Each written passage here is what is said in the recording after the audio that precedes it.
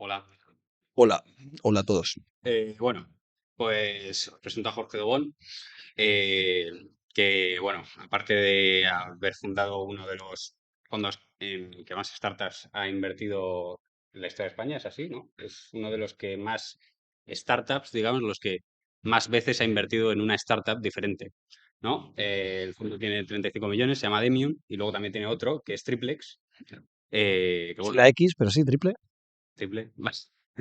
Y bueno, ya nos contará un poco la historia de su fundación, la historia de cómo se hizo emprendedor y por qué piensa que crear una sociedad, cómo piensa que podríamos crear una sociedad más emprendedora y pues porque piensa que esto sería bueno para nosotros en general, ¿no?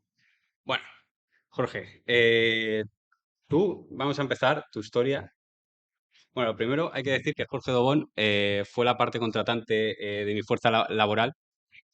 Es decir, no puedo decir que era mi jefe porque no le gusta, pero bueno, Curramos juntos, digamos. sí, porque bueno. Entonces, Jorge vino como nosotros a estudiar aquí Administración de Empresas y Comunicación Audiovisual a la ORJC cuando tenía 17 años, si no No, me equivoco. 18 ya, 18 ya empezaste, es que no sé cuándo cumplen los años. julio. Vale, pues entonces ya tenía, sí. Bueno, entonces Jorge vino aquí.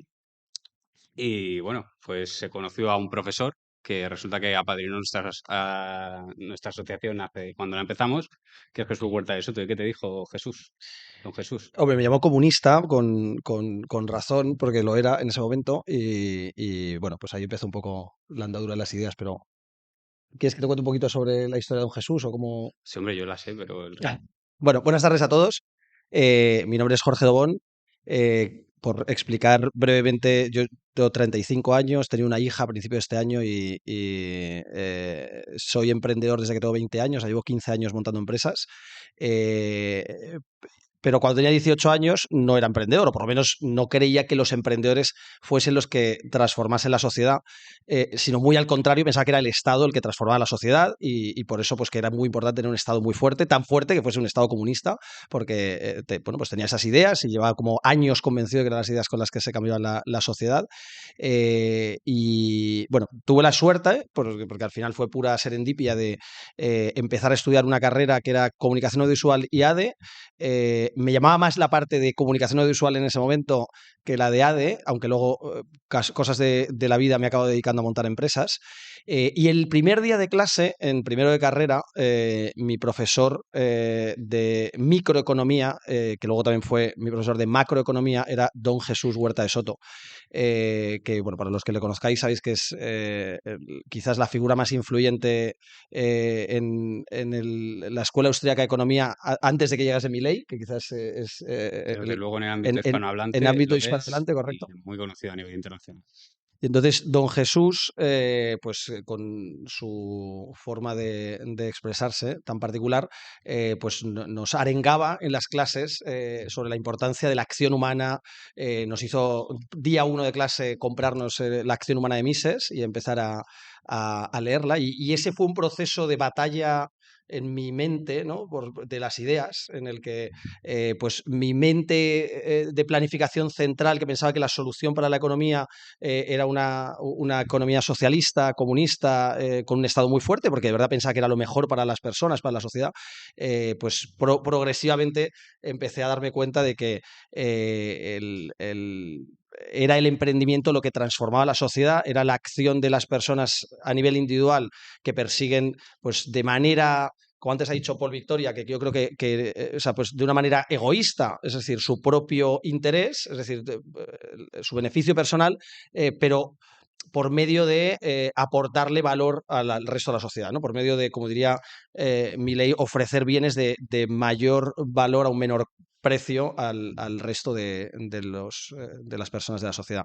Y entonces, bueno, progresivamente recuerdo también que don Jesús insistió en algo que para mí era muy importante, porque no me lo creía para nada, que era que la formación o sea, que los profesores que íbamos a tener en la universidad no nos iban a enseñar absolutamente nada, y yo estaba súper ilusionado con que la universidad me lo iba a enseñar todo y que era la época más importante de mi vida, y realmente, pues 9 meses después, 2 cuatrimestres después de tener a don Jesús como profesor, creo que no volví a clase en los siguientes 5 años de la carrera, y eso que terminé la carrera, pero realmente iba experimentando en los primeros días de clase lo que los profesores nos intentaban explicar, sobre todo en administración y dirección de empresas, donde pues se supone que te tienen que enseñar a administrar y dirigir una empresa. Por tanto, lo primero que esperas es que tengan la experiencia administrando y dirigiendo empresas, e idealmente con cierto éxito en su trayectoria para que sea inspirador, para que sea para poder explicar de una manera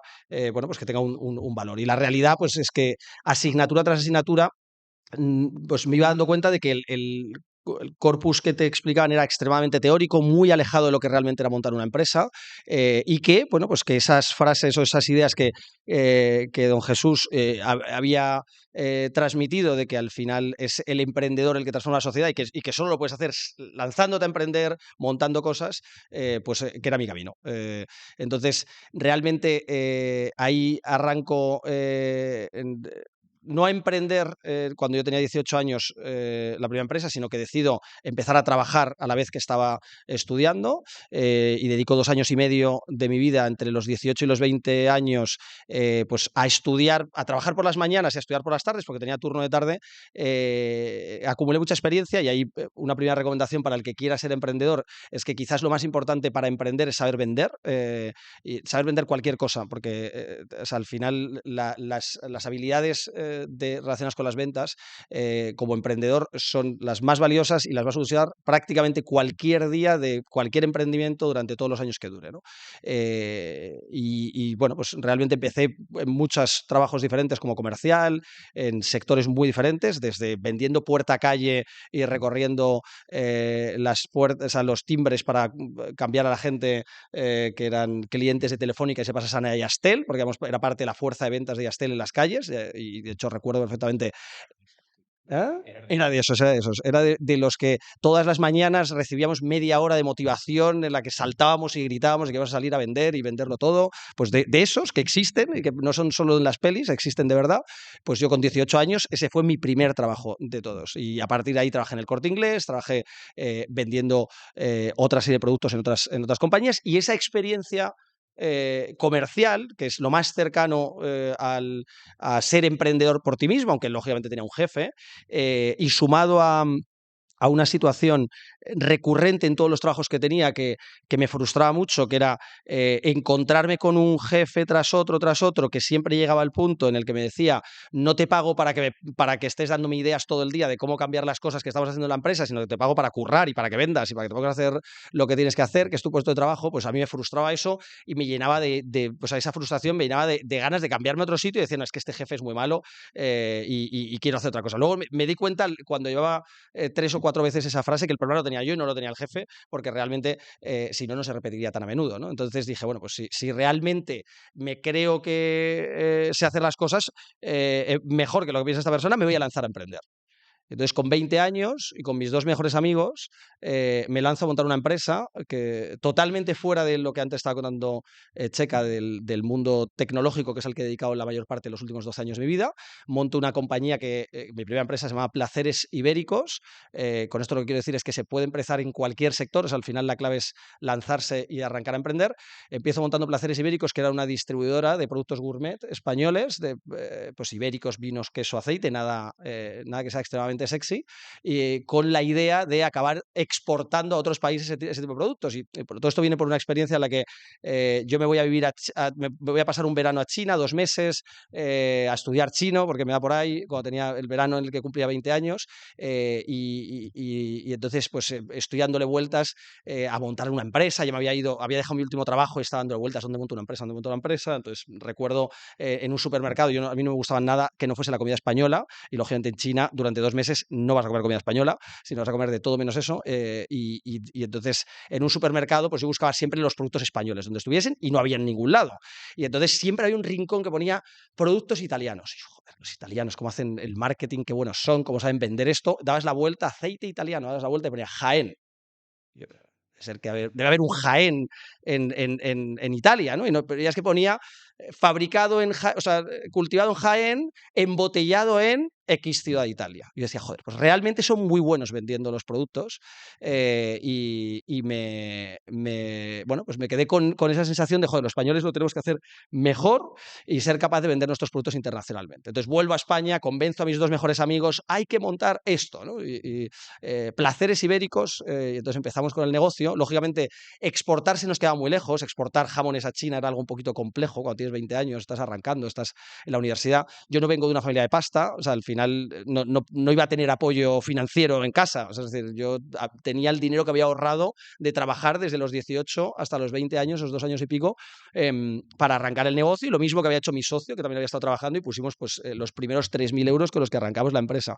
Entonces empezamos distribuyendo en España, la idea era primero distribuir significa vender a bares, hoteles, restaurantes, cafeterías, etcétera, para luego a partir de ahí empezar a vender por internet, porque veíamos que podía haber un mercado interesante, y luego acabar exportando, que era lo que veíamos más complejo de todo. El plan se quedó en el segundo capítulo, en vender por internet. Con los últimos euros empezamos a montar un e-commerce, empezamos a montar un e-commerce para vender los productos, vimos que eso funcionaba fenomenal, pero ya no teníamos dinero, o sea, ya nos habíamos fundido todo el dinero inicial, y no solo el dinero inicial, sino que nos habíamos apalancado, o sea, nos habíamos endeudado con la empresa.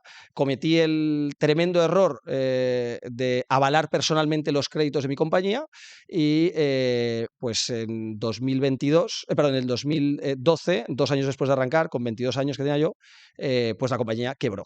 Y cerré la empresa y me quedé con deudas personales. Entonces, ahí quizás fue el mayor punto de inflexión en toda mi vida, después de conocer a don Jesús, que contaba antes, con 18 años, porque de repente ya no solamente había dejado de tener la empresa que había montado 2 años antes con mis mejores amigos y con un negocio que me ilusionaba un montón, sino que tenía una deuda personal de 25.000 euros que tenía que pagar.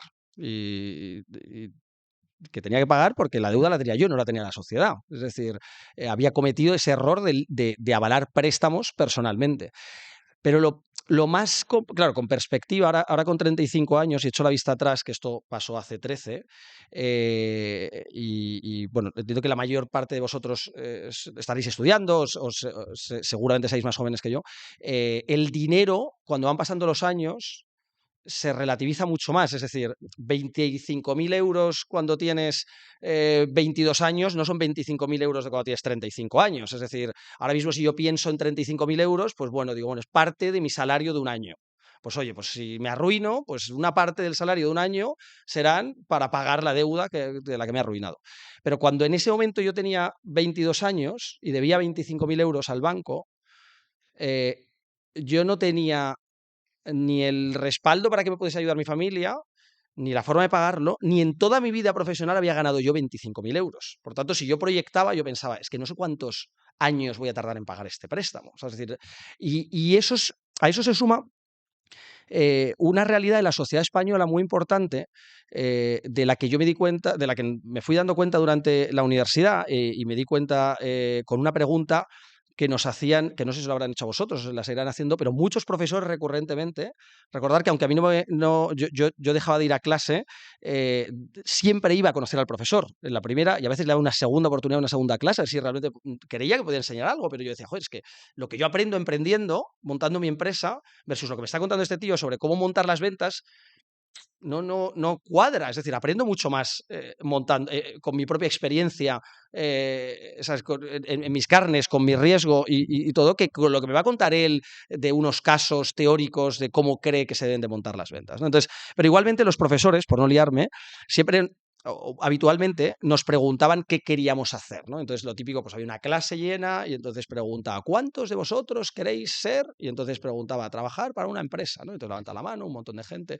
¿Cuántos de vosotros queréis ser funcionarios? Un montón de gente también levantando, pero muchísima. O sea, es decir, una cosa que yo decía, ¿pero qué hacéis estudiando ADE? O sea, pues yo qué sé, habrá otra carrera para funcionarios que no sea ADE. Pero bueno, y luego siempre preguntaban, ¿cuántos de vosotros queréis montar una empresa? Y ya éramos poquitos, pero muy poquitos, de una clase de ADE, de las que a veces había 150 personas, es decir, muy poquitos los que tímidamente ahí levantábamos la mano. Y luego a veces, muy pocas, algún profesor lanzaba la pregunta y decía, ¿y cuántos de vosotros ya habéis montado una empresa? Y siempre me quedaba yo solo en toda la clase de ADE, y a mí eso es algo que me chocaba muchísimo, porque era un reflejo de cómo es la sociedad. Es decir, joder, los años de la carrera son de los mejores, no digo que sean los únicos pero son de los mejores años para montar una empresa. Y digo de los mejores porque pienso que hay muy buenos momentos a lo largo de la vida para montar una empresa. Quizás, por ejemplo, un mal momento, si nunca has emprendido, es el día que acabas de tener un hijo. Pues si acabas de tener un hijo, céntrate en el proyecto nuevo porque seguramente vas a dormir muy mal, vas a tener un incremento de costes muy fuerte, vas a tener una realidad que te va a disrumpir muchísimo tu día a día. Pero en cualquier otro momento de la vida hay situaciones en las que emprender es un buen momento. Y el momento que estás en la universidad es idóneo, por no decir otra palabra. Es idóneo, primero porque tienes o sea, no tienes cargas familiares normalmente. Es decir, normalmente nadie depende de ti, no tienes familia, no tienes que traer un sueldo a casa. Normalmente, no todo el mundo puede, pero normalmente vives en casa de tus padres. Por tanto, normalmente el coste de vida principal, que es comer y dormir, lo sueles tener relativamente cubierto. Por supuesto hay excepciones, ¿eh? Y siempre se pueden analizar porque hay gente que a lo mejor ya dice, mira, es que la situación en mi casa es que yo tengo que traer dinero, pues tengo que ayudar en casa. Bueno, pues oye, eso será otro camino diferente. A lo mejor tu camino óptimo no es el momento que tengas que traer dinero, porque ahí sí que tienes cargas familiares, ¿no? Pero lo que decía es que la sociedad en España no fomenta el emprendimiento, y yo me di cuenta especialmente cuando a los 22 años quiebro. Y me doy cuenta porque es cuando yo empiezo a sentir, primero dentro de mí, pero posteriormente también con muchos comentarios en tu círculo, o sea, empiezas a escuchar, o sea, empiezas a recibir el estigma de fracasar.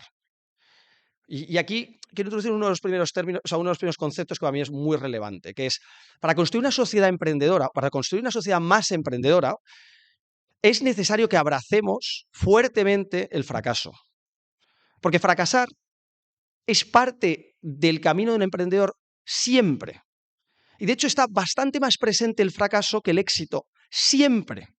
Y da igual que cojáis el ejemplo del emprendedor más exitoso del mundo, el que tengáis en mente, da igual que sea el de una compañía tecnológica, Mark Zuckerberg, Elon Musk, o en España, Juan Roch, que antes decía, Amancio Ortega, o el pequeño empresario que tienes como referencia en tu círculo familiar o de amigos, da igual, todos estamos más expuestos al fracaso que al éxito. Lo normal es equivocarte muchas más veces de las que aciertas, diariamente, cada mes, durante toda la vida de la compañía. Entonces, realmente, si no somos capaces de aceptar que lo normal es fracasar y que vas a tener que pelear contra esa situación, esto es como la situación original del ser humano es la pobreza.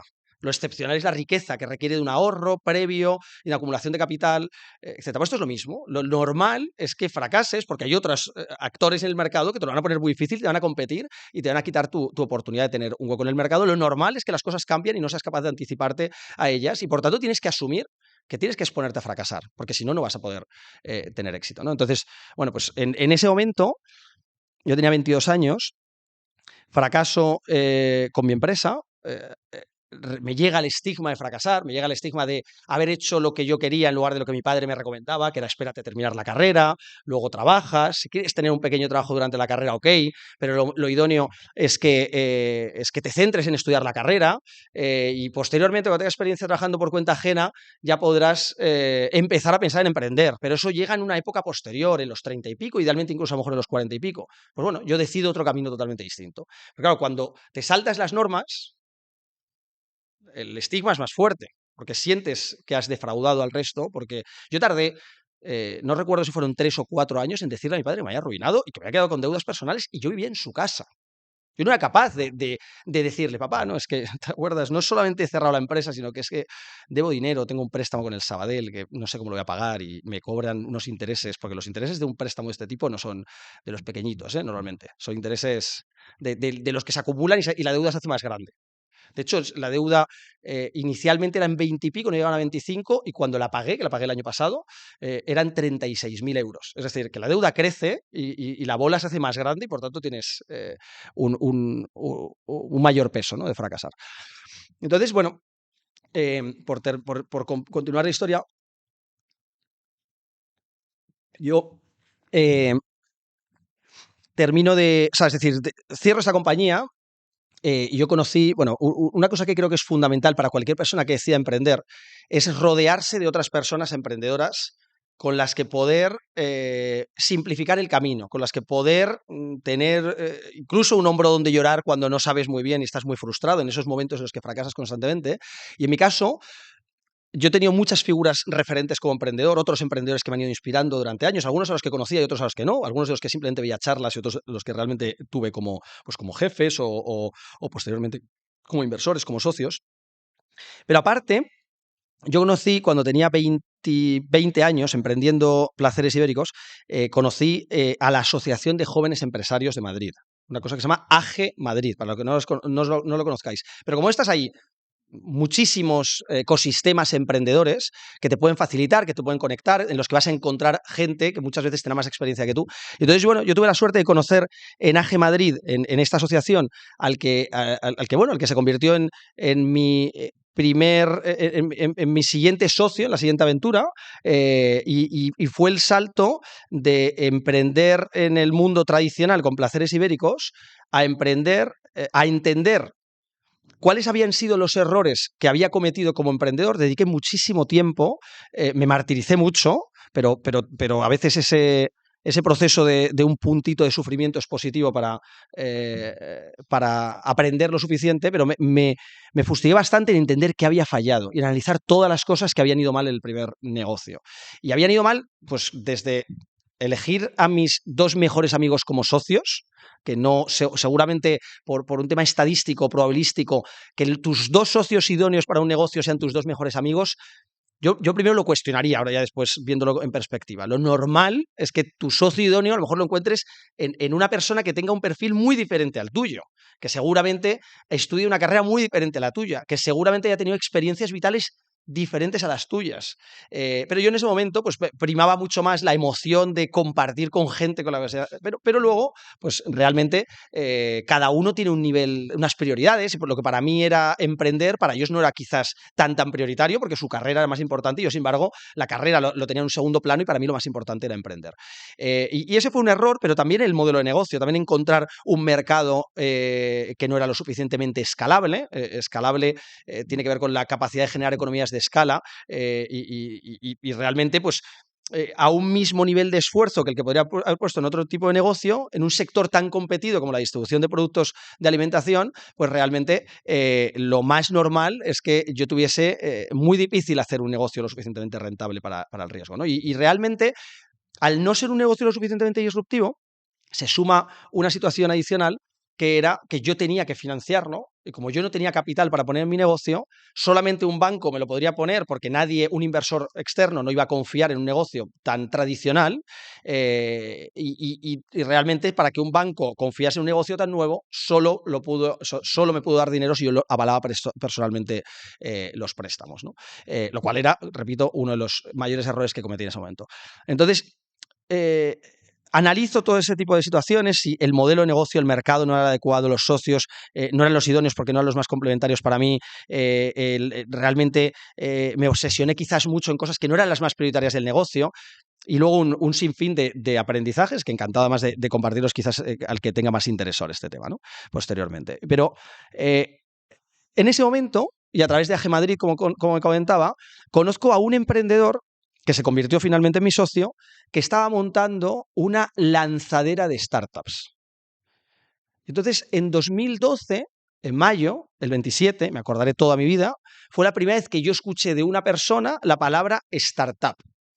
Y cuando me preguntó, ¿sabes lo que es una startup, no? Y le dije, hombre, por supuesto. Por supuesto que no lo sabía, y por supuesto que era la primera vez que lo escuchaba, y por supuesto que cuando salí de esa reunión lo primero que hice fue ir a internet, teclear startup y empezar a leer qué es una startup y qué significa exactamente, porque lo había leído, ya me empezaba a sonar, pero no lo ubicaba exactamente, ¿no? Y entonces, pues este emprendedor me cuenta que estaba montando una lanzadera de startups, que básicamente significaba que estaba invirtiendo en emprendedores, que estaba proporcionándoles los recursos que necesitaban para emprender, negocios disruptivos. Y ostras, esto cuadra mucho con lo que yo estoy buscando, algo que sea más disruptivo que vender jamones, vinos y aceite, y que sea un negocio que tenga una mayor escalabilidad, una capacidad de generar más economías de escala y, por tanto, ser pues mucho más rentable en caso que funcione. Y empiezo a aprender que en este tipo de negocios, como se pueden generar retornos mucho más excepcionales, pues que existe la situación, la oportunidad de que haya inversores que financien esa aventura. Es decir, que no tienes que avalar tú personalmente, sino que está muy diferenciado el rol del emprendedor, del que trabaja y se sacrifica y se deja la piel y que es el que funda la compañía, el que toma las decisiones, del inversor capitalista que solo pone el dinero, que le financia y que será un apoyo financiero, o sea, tendrá una parte de la empresa, pero no será el que esté en el día a día tomando las decisiones. Y dijo, oye, a mí me encaja esto fenomenal. Yo quiero ser el que curre, pero no tengo pasta. No solo no tengo pasta porque no tengo ahorros, que encima vengo arruinado de la anterior compañía, ¿no? Entonces, bueno, me encantó, me sumé enseguida a esa lanzadera de startups, concepto muy parecido a incubadora de startups, aceleradora de startups, para los que conozcáis un poco, venture builder específicamente, que era lo que era este tipo de negocio. Pues básicamente lo que hacían era, en esta lanzadera de startups que se llamaba Sonar Ventures, lo que hacía era identificar negocios que funcionaban en Estados Unidos, que no habían llegado a Europa todavía, y replicarlos. Es decir, oye, aquí hay un modelo disruptivo, por arbitraje, esa disrupción acabará llegando a Europa, vamos a encontrar un emprendedor que arranque ese negocio y que lo adapte al mercado español. No hace falta que lo fusile tal cual, pero sí que lo adapte al mercado español. Que, por cierto, copiar es de las mejores cosas que, como emprendedores, cada uno de vosotros, cuando decidéis emprender, deberéis hacer y os veréis abocados a hacer, porque la rueda no es necesario reinventarla todos los días. Es decir, cuando alguien ha encontrado una innovación y la ha puesto en el mercado, el resto del mercado enseguida va a ir imitando o sea, las acciones, las estrategias, las tácticas que mejor funcionan. Entonces, realmente, en ese momento, yo me sumo a esta lanzadera de startups. Nosotros, o sea, yo empiezo como emprendedor, pero a las pocas semanas soy parte del equipo y me acaban haciendo socio, porque digamos que por mi experiencia ya habiendo emprendido antes y un poco por el dinamismo que yo tenía a la hora de emprender, me doy cuenta de que mi experiencia habiendo fracasado le servía a otros emprendedores. Entonces, pues yo les facilitaba al resto de emprendedores que estaban emprendiendo por primera vez, pues todos los errores que yo había cometido, para que ellos no los cometiesen, y por tanto les ayudaba a ser más efectivos lanzando su empresa. Lo que pasa es que durante ese año, pues yo aprendí muchísimo, estuve total 10 meses en este lugar.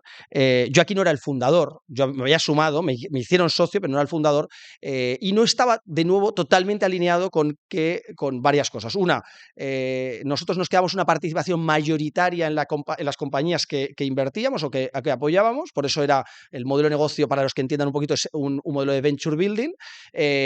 Y luego, el hecho de que el emprendedor no tuviese la mayoría del capital, pues generaba unos incentivos que quizás se podían llegar a desalinear en algún momento.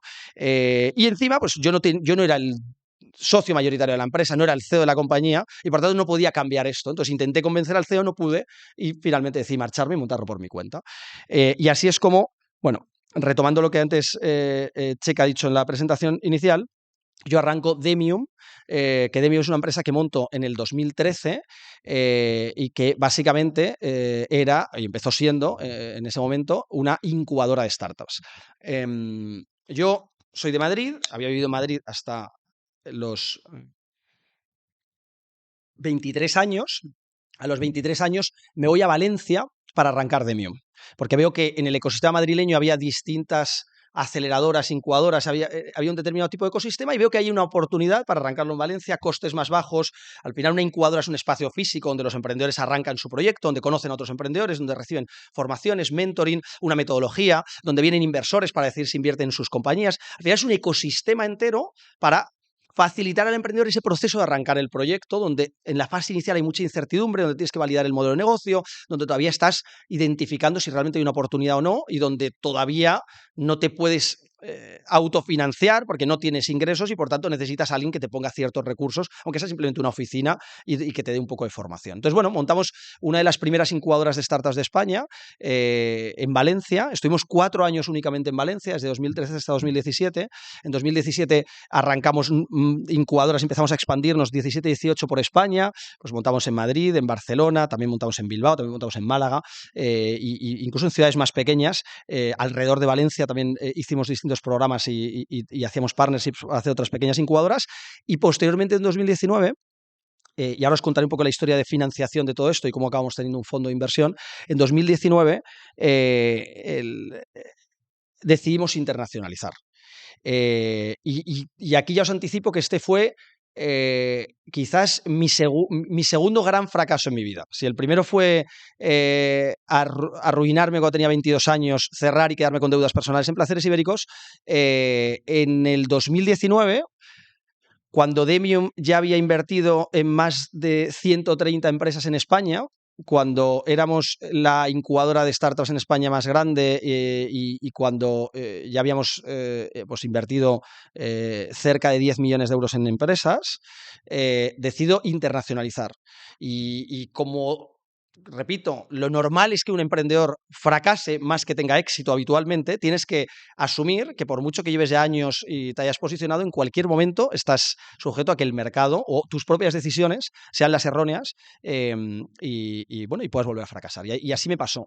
En 2019 tuvimos un año muy bueno, levantamos mucho capital, el negocio parecía que se afinaba mucho, íbamos a levantar un fondo para invertir en las mejores empresas que nacían de nuestras incubadoras. Levantamos, y tomé la decisión de, en lugar de arrancar un primer país, ver cómo funcionaba, quizás un segundo país al final del año, en el primer año de internacionalización monté 6 países de golpe. Entonces abrimos incubadoras, pasamos de ser una incubadora en España en 5 ciudades a ser una incubadora en 8 países, en 14 ciudades, con un equipo de 80 personas, e invirtiendo casi 100 compañías al año. Antes has dicho, Checa, que en algún momento fuimos el fondo que más invertía en España, pero es que en un momento puntual llegamos a ser en 2021 el fondo que más invirtió de toda Europa. O sea, es decir, éramos por número de operaciones, por número de incubadoras incluso, el fondo más activo invirtiendo en startups, ¿no? En startups que, de nuevo, para los que no lo conozcáis, que como yo tuve la ocasión ahí de buscar en internet, son compañías que son disruptivas, que usan la tecnología para arrancar un modelo de negocio nuevo en el mercado, y tienen normalmente la característica de que es atípico que se financien con los propios ingresos del negocio, sino que normalmente necesitan del capital de inversores externos, inversores que en las fases iniciales se llaman business angels, porque son pequeños inversores ángeles que ponen el primer dinero, pues los primeros 10, 20, 30.000 euros, como yo cuando arranqué Demium, pues tuve el primer business angel que me puso 20.000 euros para que yo pudiese ir a Valencia a arrancar una compañía desde cero. Un business angel es alguien que habitualmente no conoces, ¿eh? No es que sea, podría ser un familiar, de hecho hay una subcategoría ahí que hablan de lo que se llaman Friend, Family and Fools, que son las 3 Fs, es decir, tus amigos, tus familiares y algún loco que conoces por ahí que decide ponerte algo de dinero en una fase totalmente inicial, y a partir de ahí ya los inversores un poco más profesionales, los que saben que tienen que diversificar, invertir en un número suficiente de compañías, como digo, un poquito más profesionales y con capacidad de aportar un poquito más de valor y de contactos, pues son estos business angels. Yo tuve un primer business angel que me entró en Demium con 20.000 euros y con el que pude arrancar la compañía, y posteriormente empecé a levantar capital, pues eso fue en 2013, pues el 14, el 15, el 16, 17, como os dije, hasta el que casi entre 2019 y 20 había levantado 10 millones de euros en total, entre las rondas de inversión que hicimos en Demium y el primer fondo que hemos levantado, pues en estos 12 años hemos levantado e invertido, porque nosotros nos dedicamos a levantar capital de inversores, a que los inversores confíen en nosotros, nos pongan su dinero, para a su vez invertirlo en startups que identificamos en el mercado. Pues en total hemos levantado algo más de 50 millones de euros. Hemos invertido en algo más de 260 empresas en estos 12 años. Y bueno, pues aunque tuvimos un arranque lento, constante, desde 2013 hasta 2019, un 2019 y 2020 donde nos venimos demasiado arriba, y con la llegada del COVID nos metemos un buen tortazo y prácticamente ha sido 2021, 22 y hasta principios del 23, 3 años para recuperar, 3 años para recuperar una mala decisión de arrancar o sea, un plan de internacionalización un poco kamikaze, pero realmente en 2023 pues empezamos a reestabilizar el modelo, decidí cerrar todas las incubadoras porque igual que la oportunidad de mercado en 2013 y en los años siguientes era muy clara, porque los emprendedores demandaban este servicio de incubación, oye, ayúdame, dame recursos, dame formación, el ecosistema emprendedor o tecnológico estaba muy incipiente, pues en el 2022-23 ya empezamos a ver que lo que los emprendedores buscan en un sector un poquito más maduro o significativamente más maduro del que había en 2012-2013, pues lo que buscan es pasta. Oye, a mí dame dinero, yo ya tengo toda la formación que necesita online, yo ya tengo contactos con otros emprendedores que tienen casos de éxito y han vendido sus compañías a los que yo puedo llegar por mi cuenta. Ahora lo que necesito es pasta para arrancar mi negocio y entonces, bueno, pues en 2023 tomamos la decisión difícil, porque yo tenía en ese momento 50 personas, 55 personas en el equipo, pues tomó la decisión de despedir al 90% de la gente, que por cierto conseguimos recolocar absolutamente a todo el mundo en los siguientes 2 meses, es decir, todo el mundo encontró trabajo, eso también es consecuencia de trabajar con gente muy buena, que es muy empleable, pero también era para mí muy importante porque era muy doloroso desmontar pues un equipo bastante grande que hayamos montado desde cero.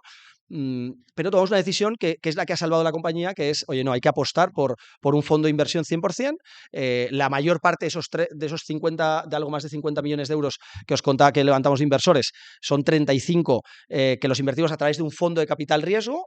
Y bueno, pues a día de hoy estamos invirtiendo como en 3 compañías aproximadamente nuevas cada mes, por tanto, buscando muy activamente emprendedores en los que invertir, y con un modelo que, bueno, pues nos ha enseñado muchísimo durante estos 12 años, y que quizás conectaba, dentro de la historia entera que os he querido contar hoy, ya mi experiencia, pues conecta con lo que yo aprendí de don Jesús en sus clases de primero de carrera, donde pues él con los libros con el libro, primero con el libro de Mises, y luego posteriormente con toda la inquietud que a partir de ahí se fue desarrollando, pues que la sociedad la transforman los emprendedores. Y por tanto, pues que si la sociedad es mucho más emprendedora, será mucho más próspera y la gente, si está lo más cercana a emprender, ¿no? O si monta su empresa, será mucho más feliz, ¿no? Porque realmente está haciendo un proyecto del que tiene una parte de ownership en el que se siente muy incentivado a hacerlo mejor. Y bueno, pues desde hace ya 12 años intento transformar la sociedad poniendo un pequeño granito de arena desde nuestra perspectiva, pues ayudando a que haya más emprendedores en España y primero ayudándoles y dándoles recursos con las incubadoras, y ahora más recientemente pues invirtiendo en emprendedores. Bueno, No te he dejado hacerme ni una pregunta, te das cuenta, ¿no? bueno, así sabes de tu propia, ¿sabes? Bueno, esto es otra historia. Bueno, a ver, yo lo que te quería preguntar, y sobre un poco para hilar con lo principal de la charla, ya que, bueno, conocemos un poco tu trayectoria personal y tal, eh, ¿qué piensas, por qué piensas que son importantes los valores libertarios, la filosofía libertaria, eh, más allá de unas políticas concretas a la hora de mejorar la sociedad, de crear una sociedad más emprendedora? ¿Y por qué piensas? Bueno, lo has dicho, porque crees que teniendo, digamos, un beneficio, digamos, un orgullo personal de haber creado algo, la gente va a ser más feliz. Pero yo te pregunto, ¿por qué piensas que los valores libertarios son tan importantes para esto? Em, Antes de responder a la pregunta, o sea,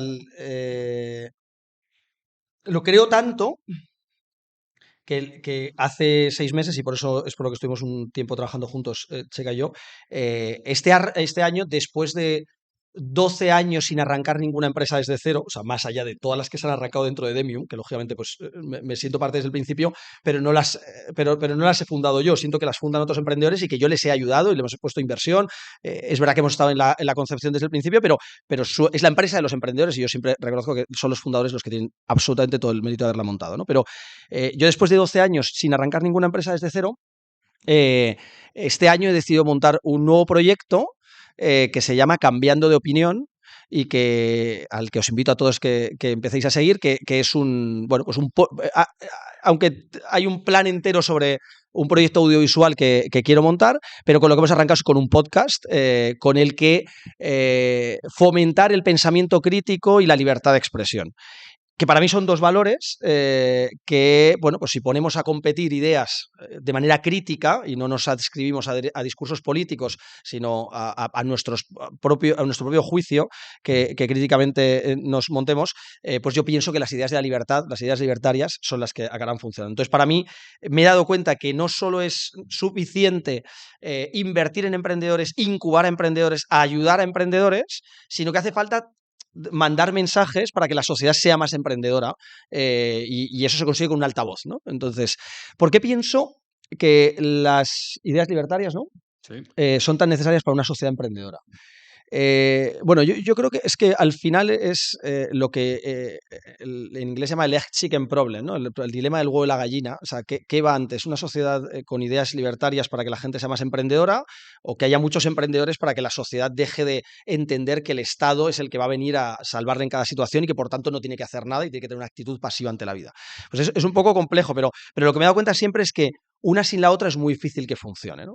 Entonces, al final, eh, la sociedad, hay aquí para mí una enseñanza de Hayek bueno, yo es bastante recientemente que he empezado a leer de manera sistemática a los autores de la escuela austríaca, porque durante todos estos años me había dedicado a emprender, pero no académicamente a intentar entender el porqué de las cosas, ¿no? Pero me he dado cuenta leyendo a Hayek que la planificación central por parte del Estado tiene dos grandes problemas. Uno, un problema de incentivos y otro un problema de información. El problema de información es que o sea, en la mente de un planificador central no puede estar toda la información de las preferencias que tienen los ciudadanos de una sociedad. Es decir, si cada persona quiere y necesita algo, uno necesitará pues, alimentos que le permitan alimentarse mejor, otro necesitará salud, otro necesitará un poco de defensa porque su ciudad, otro necesitará higiene, limpieza. En Valencia, pues nos podemos imaginar las cosas que necesitan, ¿no?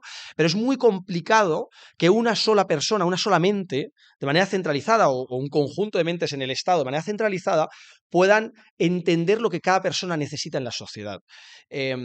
Por tanto, esa planificación central genera un problema de información. La información está descentralizada en las mentes de las personas, de los individuos, que con sus decisiones de compra, por ejemplo, mandan un mensaje al mercado de qué es lo que necesitan. Y por tanto, es el mercado el que de manera descentralizada les puede dar ese tipo de productos. Y lo segundo es que hay un problema de incentivos, porque realmente si tú no, o sea, es decir, si tú no tienes eh, aquí voy a aludir a don Miguel Ancho Bastos, que en un vídeo, en short, que os recomiendo que os veáis, hay un vídeo entero que habla de, no sé cómo exactamente, pero jugar o apostar a las cartas, no es lo mismo hacerlo con amarracos, ¿no? No sé si la palabra amarracos se usa, pero como cuando juegas al mus, no es lo mismo que lo hagas con garbanzos, que luego no hay dinero que te estés apostando, que realmente te estés apostando dinero. Cuando tú apuestas con botones o con fichitas o tal,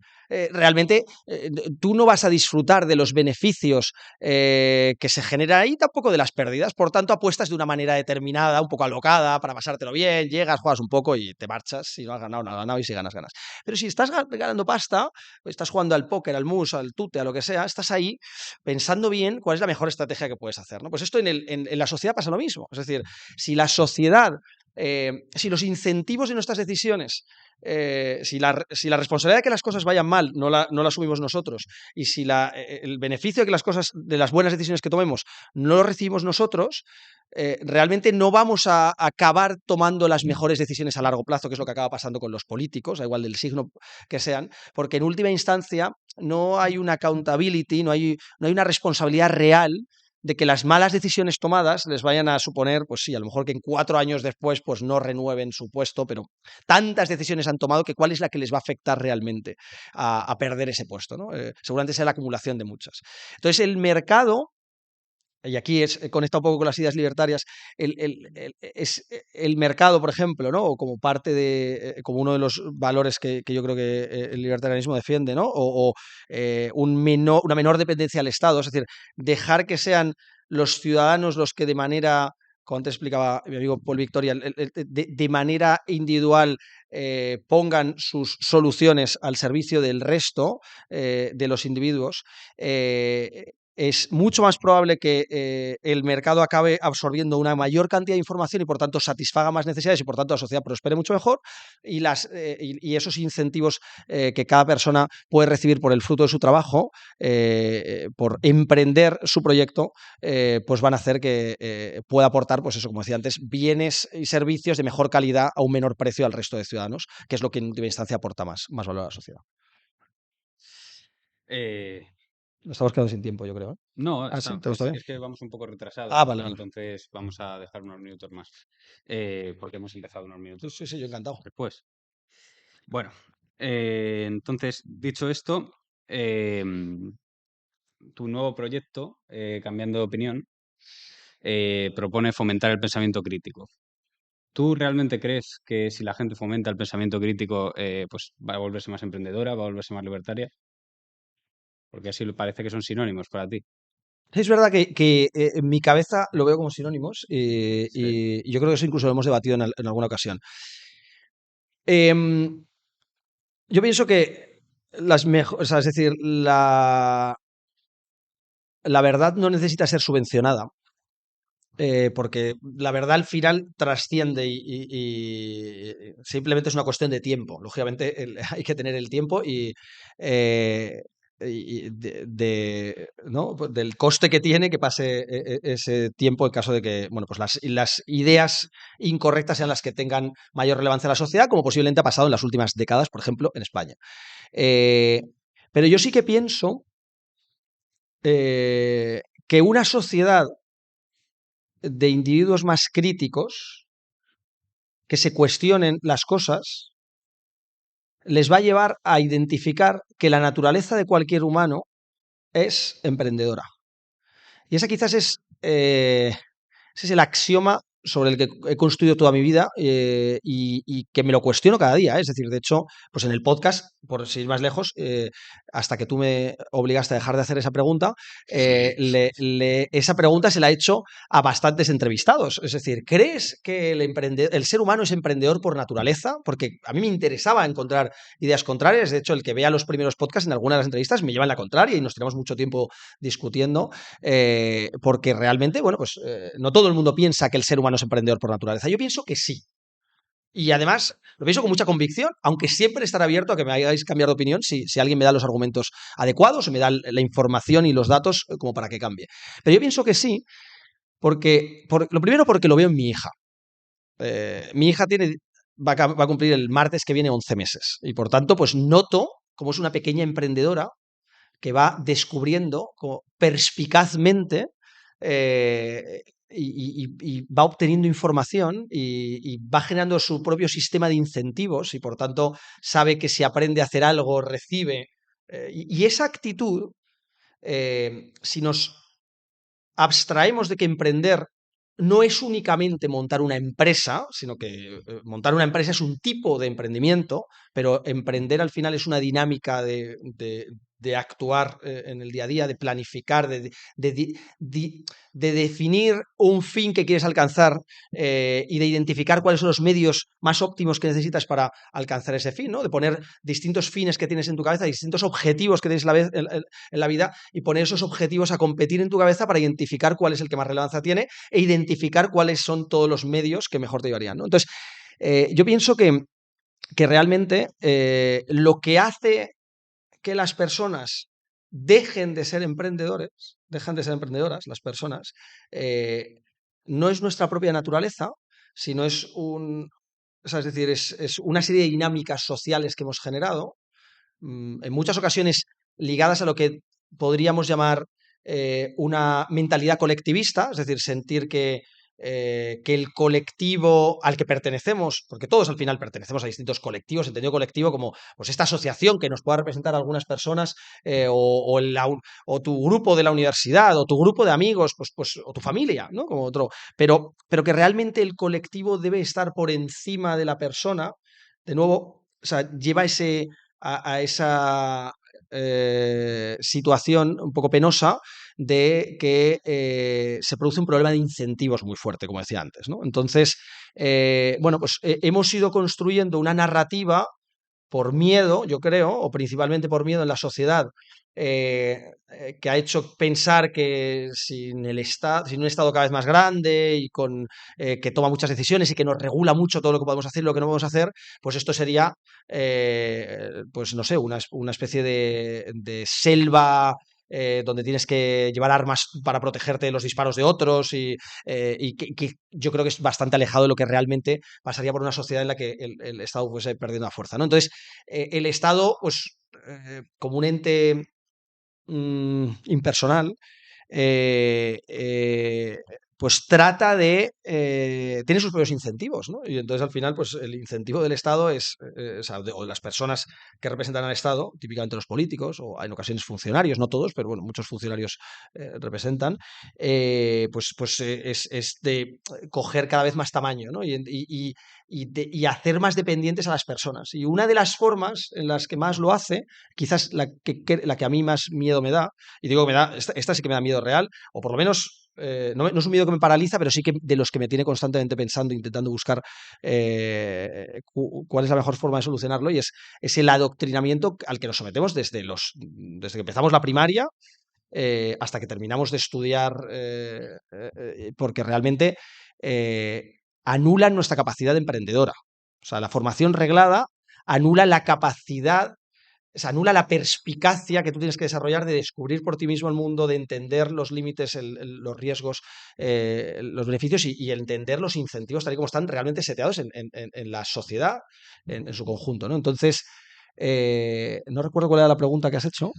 Eh, Tú tampoco, así que. Sí, no, que bueno, que básicamente que si la mentalidad Sí. libertaria, el Sí, pensamiento entonces, crítico. sí, entonces yo pienso que el pensamiento crítico nos volverá a llevar a gracias, perdona, nos volverá a llevar a cuestionarnos si realmente, en última instancia, creo que toda persona que piensa críticamente, en un momento dado se va a ver a sí mismo y va a decir, oye, pero yo soy de emprendedor también, o esto es algo exclusivo para mi jefe, o para esa persona que tiene dinero que yo he conocido, pero que yo no soy de ese tipo de persona. Y yo a lo que apelo es que todos somos igual de humanos y por tanto todos somos, en última instancia, igual de emprendedores en nuestro fuero más interno. Lo que pasa es que tenemos un montón de capas construidas por encima que nos hacen tener miedo a emprender y a tomar riesgos en la vida y por tanto nos llevan hacia un conformismo que no nos haga salir de la zona de confort. Entonces, aquí para mí hay un tema importante también que es, si la gente piensa más críticamente, saldrá más de la zona de confort, se saldrá, por ejemplo, de los discursos políticos, intentará pensar por su cuenta y decir, oye, pero es que a lo mejor yo estoy de acuerdo con esto en este partido político y con esto otro con este, pero y con estas otro 80% con ninguno, pero no me caso al 100% con uno, como si fuese mi bandera y que ya es más importante que mi propia personalidad, ¿no? Entonces, bueno, sí que creo que la sociedad se transforma con pensamiento crítico y con libertad de expresión. Vale. Eh, Antes has dicho que la pregunta que más te hacía era si, o sea, que no te dejaba hacer cuando hacíamos los podcasts, era si el ser humano es emprendedor por naturaleza. Eso es falso. Y no, lo que es falso es que solo no me dejas hacer solo una pregunta. Me vetaste como 15 preguntas diferentes. No, pero la que más te vetaba ¿Vale? no era esa. Ah, no, no, ¿cuál Y te era? voy a dejar. Me vas a humillar. No, no, joder, No, no, que querría, me parecería no soy fantástico. este. No. Eh, bueno, la pregunta que yo realmente no te dejaba hacer es, ¿deberíamos crear más sociedades más pequeñas? ¿Deberíamos crear microestados? No, hostia, ¿Sería mejor descentralizar hasta el individuo, como ha venido Marc Uriel? La existencia de Andorra es realmente buena para España, porque realmente lo que estamos haciendo es dar elección y al final crear una mejor sociedad tanto en Andorra como en España.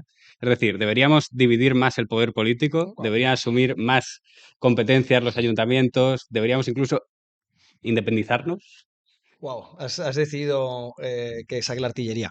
Vale, a ver, lo primero que diría es, yo apoyo la independencia de Cataluña porque la independencia de Cataluña generará un derecho histórico para que el Valle de Arán pueda pedir su independencia sobre Cataluña. Entonces, Nos eh, estamos contando nuestros planes. uno de los planes es No se lo lograr la contéis a independencia nadie. del Valle de Arán. No, bromas aparte, o no tan bromas, o sea, yo pienso que a mí me cuesta mucho pensar, o sea, si te abstraes, me cuesta mucho pensar que haya alguna Eso no es de las abrazarte. funciones que a día de hoy hace el Estado que no la podría hacer la sociedad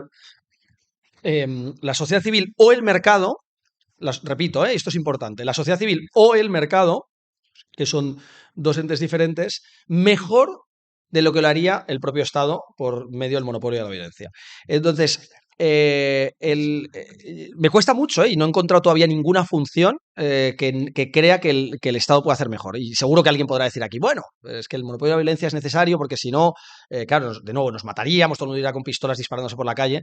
O sea, a mí me gustaría que le preguntasen a una de las incubadoras que nosotros teníamos hace unos años, era en Ucrania, quiero decir, yo tuve que cerrar la incubadora de Ucrania antes de cerrar las otras incubadoras que os conté que cerré a principios del 23 por una cosa muy obvia que pasó en el 2022, que es que pues de repente se arrancó una guerra que por supuesto es entre estados, no creo que fuese entre los individuos en unas lindes ahí que estaban decidiendo si un trozo de tierra era de unos o de otros, sino eran estados decidiendo. Entonces, y digo esto porque bueno, a los hombres que les mandan a la guerra en Ucrania, no creo que les pregunten si quieren ir realmente, ¿eh? Es decir, yo me acuerdo que todas las mujeres que teníamos trabajando en la incubadora y las emprendedoras que teníamos las pudimos sacar, pero los hombres no pudieron salir y los maridos de las mujeres que sacábamos no podían salir y de hecho siguen allí y les iban mandando progresivamente al frente y algunos, pues supongo, porque ya he perdido el contacto con muchos de ellos, habrán ido muriendo y otros no, porque es así la guerra, ¿no? Entonces, bueno, pues al final, ya digo que creo que el mercado y la sociedad civil podría cumplir todas las funciones mejor de los que las cumple el mercado, ¿no? Entonces, si yo pienso de esa manera, creo que el ser humano aprende por imitación. Antes hablaba de copiar, lo voy a hacer ya breve, pero el ser humano aprende por imitación y ha aprendido siempre por imitación. Y realmente cuando un modelo, y por ejemplo, pues el propio capitalismo como tecnología mental o como innovación surge en un momento determinado y cuando se ve que funciona, se replica, ¿no? Como explicaría también Bastos en otros lugares, se copia en otros lugares del mundo. Y así ha pasado siempre con lo que funciona. Los humanos hemos copiado y replicamos lo que está funcionando de un lugar a otro, ¿no? Entonces, aquí voy a conectar dos conceptos ya para terminar esto. Uno es si el ejemplo de Andorra nos puede beneficiar al resto y si sería conveniente o no que surgiesen nuevos, has dicho microestados, pero a mí lo de microestados no me gusta mucho, nuevas comunidades políticas más pequeñas, algunas que se separasen de las existentes, o sea, independencia de algún territorio, lo cual no tiene por qué acabar con, pues por ejemplo, con la patria española o con la nación española, porque creo que es un concepto que trasciende al Estado y que no necesariamente debe estar ligado al Estado. Una cosa es el Estado español y otra cosa es la patria española, la nación española o lo que nos une a los españoles o a las personas que se sienten españolas, que no tiene nada que ver una cosa con la otra y por supuesto nos hemos confundido todos porque lo vemos como equivalentes, ¿no? Entonces, yo creo que en el futuro y además es inminente, ya están surgiendo algunas, van a surgir nuevas comunidades políticas. Liberland es un ejemplo de una comunidad política nueva que está surgiendo, pero también lo es Próspera en un territorio de lo que antes pertenecía a Honduras, y también lo son incluso algunos países, algunas nuevas comunidades políticas, países que se están pensando montar en plataformas en el mar, por ejemplo, donde se está, pues en lugares donde a día de hoy no tienes que separarte, o como digo, por independencia de territorios existentes. Por eso habla de lo del Valle de Arán. Pero yo creo que si surgen, o sea, si hay más competencia, si hay más modelos a imitar, si en lugar de haber solo 200 licencias de país que se han expedido, es como si hubiese un número limitado, hay 200, si hubiese más, si hubiese miles, habrá miles en el futuro, yo creo que unas se copiarán a las otras y esa innovación llegará también hacia que los modelos de gestión de las comunidades políticas, lo que a día de hoy hace el Estado, pues se haga de una manera más eficiente por medio de la sociedad civil y el mercado. ¿Preguntas?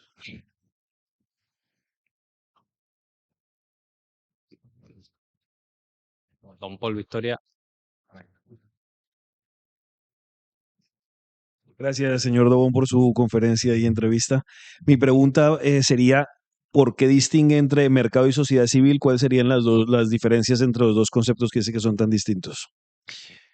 Bueno, yo no tengo, siempre digo lo mismo, ¿eh? O sea, yo no tengo suficiente conocimiento académico para dar ciertas respuestas que seguramente me trascenderán, pero hasta al final hasta donde yo entiendo, en el mercado lo asociamos mentalmente a transacciones económicas entre personas y por tanto hay una motivación, un incentivo económico a que una persona ofrezca un bien o un servicio al resto de sus conciudadanos, ¿no? O al resto de los humanos, ¿no?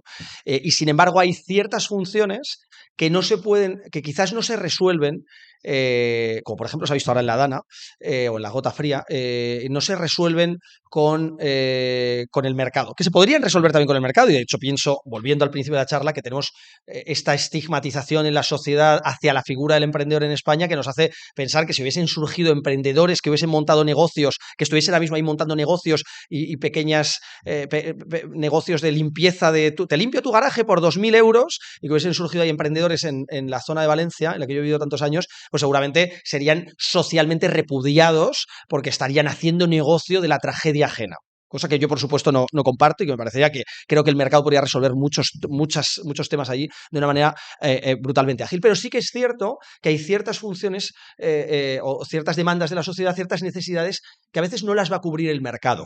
Pero la sociedad civil, sin intervención estatal, es decir, por la iniciativa propia de los ciudadanos, emprendiendo, de nuevo, porque se puede emprender en el mercado o en la sociedad civil, puede resolver. Por ejemplo, hablamos de asociaciones, de fundaciones, de comunidades de vecinos, de ciertas funciones que muchas veces sirven para que la sociedad funcione mejor, pero sin que haya una transacción económica necesaria detrás que regule el precio. Entonces, digamos que el mercado estaría dentro de la sociedad civil, y la sociedad civil sería un concepto más extendido, más allá del mercado, que englobaría, digamos, más ampliamente. Seguramente sí. Ya digo que si alguien que tenga más destreza académica, pues seguramente podría llegar a esa conclusión. A mí no me descuadra. Interesante, sí. ¿Se me escucha bien? Sí, pero es para YouTube eso. Vale. ¿Podéis dar así algún consejo a rasgos generales para una persona que acaba de salir de la carrera y quiera emprender pero no sabe ni por dónde empezar? Eso me encanta. A ver, lo primero que diría es hay que no sobrecomplicarse, ¿vale? Es decir, emprender vale cualquier cosa, y como, es decir, la incertidumbre es irreductible, ¿vale? En la vida, en general. No sabes lo que va a pasar el día de mañana y por mucho que intentes, es decir, hay tantas variables que afectan que es imposible analizar ex ante, o sea, desde antes, decir todo lo que va a pasar y tener todo en cuenta. Por tanto, incluso en tu propia vida, aunque tú digas, estos años voy a dedicarme a esto y luego me dedicaré a esto y luego haré esto otro y este es mi plan único, luego ese plan va a estar sujeto a lo que el resto de influencias, las influencias del resto de seres humanos te den sobre ti, hacia tus cambios de parecer, hacia cambios de ideas que tengas, cambios de opinión que tengas, o sea, entonces realmente, cuando tienes una información muy limitada, porque acabas de salir de la universidad, sobre las opciones que tienes de emprender, yo creo que es necesario. Hay un concepto que se habla cuando estás haciendo un estudio de mercado, por ejemplo, que es parálisis by análisis. Es decir, que analizar demasiado qué tienes que hacer para emprender te paraliza y te hace no emprender. Entonces, realmente, yo lo vería como un proceso iterativo. Yo arrancaría cualquier cosa. De hecho, la mejor decisión, aunque lo he contado antes desde una posición de lo duro que fue el proceso, pero ahora con perspectiva, os confieso que la mejor decisión que pude tomar en mi vida es montar mi primera empresa con mis dos mejores amigos, porque eso me expuso, y en un negocio tan difícil, y avalar personalmente los créditos, porque eso me expuso a un nivel de sufrimiento y de dificultades muy joven, que luego me preparó para lo duro que es el mercado cuando te pones a competir con un negocio ya más relevante y más grande, ¿no? Entonces, ¿qué es lo que yo recomiendo? Emprende cualquier cosa. Y emprende varias cosas a veces incluso, hasta que tengas claro dónde poner el foco. Y emprende cosas que no te impliquen, que no te hagan tomar una decisión para demasiados años en tu vida, sino que se pueda revertir fácilmente. Es decir, si te metes a un negocio, por ejemplo, si te metes a montar un fondo de inversión, desde que lo levantas hasta que lo terminas de desinvertir, vas a estar 4 o 5 años invirtiéndolo y otros 4, 6, 7 años desinvirtiéndolo. Por tanto, es una decisión de 10, 12 años de tu vida. Claro, yo no era realmente consciente de estos ciclos. Entonces, el negocio de Demium, cuando yo lo empecé en 2013, fue un negocio que luego me he dado cuenta que llevo 12 años y que a lo mejor hubiese podido montar algo un poquito más sencillo. También la realidad es que he aprendido mucho porque he trabajado con muchos emprendedores y estar todo el día rodeado de emprendedores te hace copiar muchas cosas de ellos y aprender muchas cosas de ellos, ¿no? Hay para mí una frase que me ha marcado mucho en mi vida, que es: eres la media de las 5 personas con las que más tiempo pasas. Entonces, elige muy bien con qué 5 personas pasas más tiempo a lo largo de tu día a día, porque esas personas te van a influir mucho y tú las vas a influir mucho y vas a acabar teniendo muchas partes de tu forma de ser en común con esa persona. Entonces, cualquier cosa, o sea, es decir, y lo que más te recomendaría, si no tienes una idea, es que hables con muchos emprendedores, que te inspiren constantemente, uno tras otro, hablar con 8 o 10 emprendedores cada semana, y si puede ser cada día, porque hay muchos emprendedores que estarán encantados de tomarse un café contigo, tener una llamada contigo, te puedes escuchar una charla de ellos en YouTube, pero exponerte mucho al emprendimiento. Una cosa que me dijiste ya para terminar, porque tenemos ya que dar paso a Marc, es que emprender era como hacer un máster, lo que pasa es que te pasaban la factura después y a lo mejor ganabas algo. Sí, y a lo Entonces, mejor también te cuesta pasta, o sea, porque de hecho mi máster de placeres ibéricos me costó caro, pero yo no no, sabía. pero hay gente que paga 60.000 euros por un máster. Y por eso digo, a mí me Mucha salió gente. baratísimo, pero en ese momento Eso yo sí. no tenía para pagar la factura. Entonces, realmente se me complicó mucho. Creo que Juan Carlos, o sea, JK tenía una pregunta, pero Vamos con un poquillo, bueno, si no la respondo muy rápido, no me alargo. Esta es muy breve. Bueno, la mayoría aquí sabéis que soy analista, ya lo mencioné un par de veces. Y comentas que lo mejor es lanzarse directamente.